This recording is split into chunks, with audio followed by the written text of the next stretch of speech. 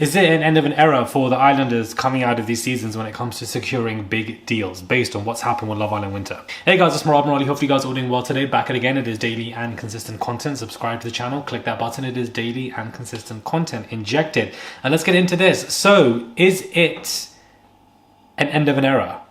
Because when it comes to the Islanders, the finalists especially coming out, there's so much build up and anticipation for what brands are going to be picking them for, you know, their clothing lines, fashion deals, or whatever they wish to do. However, brands like ASOS, Missy Empire, Boohoo, Primark, you can say many of these brands have not actually picked any of these finalists outside of just one individual. And that to me is concerning, especially because from what I know of, what I've seen, none of the girls have been picked, and the girls most likely are going to be picked for something. I thought, for example, Sammy would have picked up some clothing line. I thought something like that would have happened at least. And it's good that they're all doing their own thing respectively. And I do think that there is an end of an era when it comes to these Islanders being able to actually get the deals that they want. And that, you know, you have to be creative, you have to have direction, you have to have a niche, and you have to really go for it, but you have to be consistent as well. And even then, the market is going to be very highly saturated, and it's going to affect all the Islanders now across the board.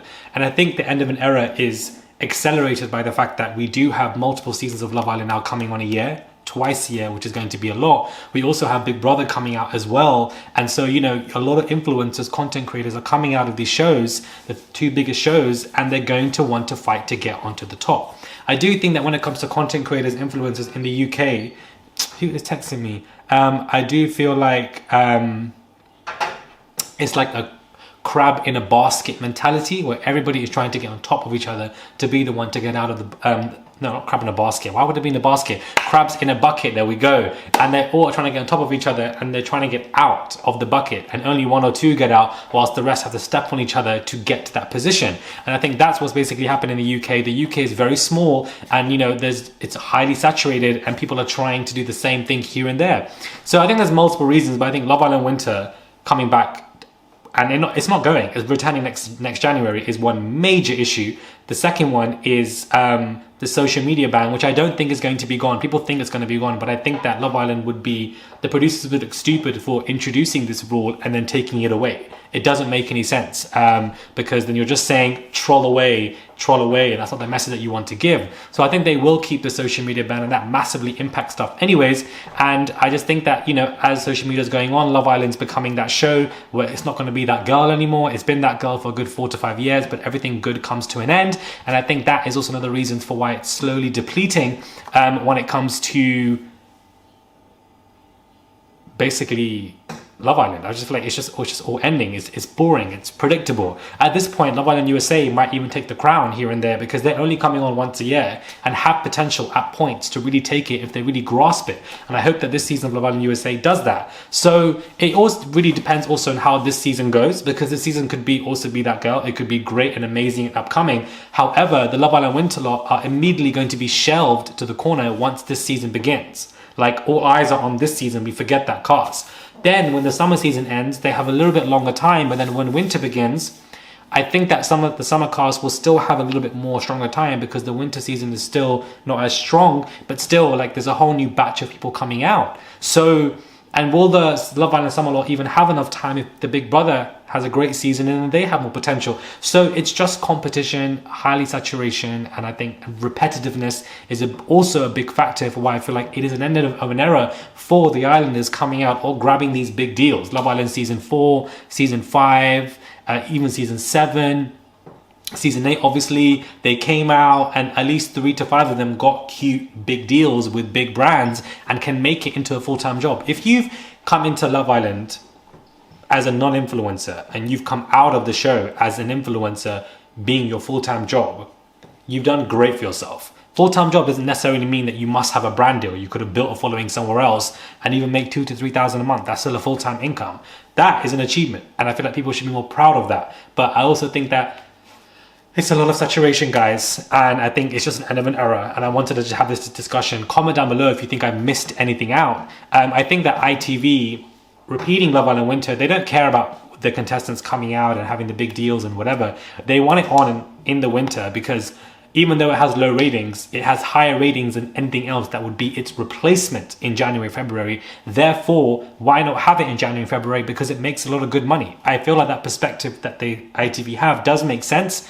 In the long term, it kills the brand, but in the short term, it doesn't, because it's making the money. And I think that they know that Love Island is on its way out, hence why they've introduced Big Brother, which is why they thought, F it, let's put 2 seasons, milk this cow clean, and then dead it. So I think that even within itself, we're coming to the end of Love Island, and I think that this show probably has a year or 2 years left in the UK, which is interesting to me because it would be shelved here but carry on in Australia and America and etc. But I think that we all know the UK is the best and original one, but I think it's coming to an end. I think season 8 was really an anomaly of Love Island, because after season 5, 6, 7 weren't that great. So, you know, neither is 9 in my opinion. So is 10 going to be that girl? Is it going to be another good, like I said, it's 10 seasons of Love Island. Is it going to be that girl? I don't know. Another reason for why I think it's the end of an era is because we have old Love Islanders who are coming into the new seasons, and I don't think we need to see that. I feel like Adam Collar was one example. They're going to, we had Jesse from and Aaron from Love Island Winter, and then you have other people coming into, like, I just feel like we don't need to see that because they already have a following based on the show. They're going to have a new following coming out of the show, and they're going to have a kickstart than anybody else already. So that already puts everybody else in a negative position because they have that kickstart to be up there and get the followers and the deals, which is why Jessie has got the most followers as a girl, because she already had a lot of following from Australia anyways. So I think that is another reason. I also feel like a lot of the islanders coming out don't even know what to do.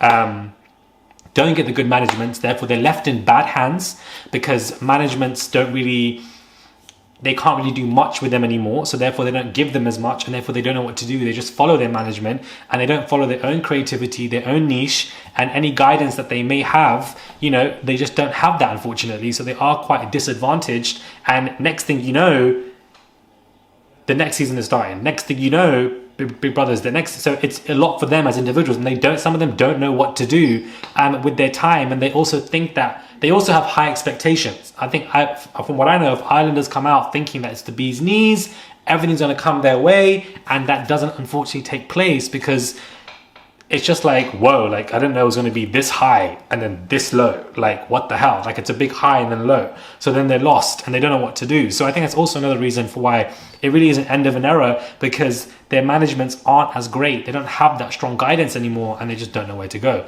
Maybe I've missed things. Maybe I've explained things wrong. Comment down below on anything else. One of you commented on wanting me to do this video about how it's an end of an era for Love Islanders coming into this and it being you know, end of influencers. Somebody said, oh, maybe it's a good thing so that they can go in there looking for organic relationships. And I think that's not going to happen regardless. Whether you think that they're going to be influencers or not, they're still going to go into the show and try to get the followers and the coin, and try to be relevant in some kind of capacity and way because of the development of social media and technology and how things are really just overflowing. So yeah, I just think that is also interesting because it doesn't matter how many years it's been or what they think is going to happen going in there.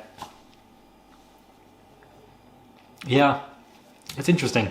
It's sad because Love Island Season 9, it really had the potential. It had great casts, but I don't know why the producers dumped some of the good people early on.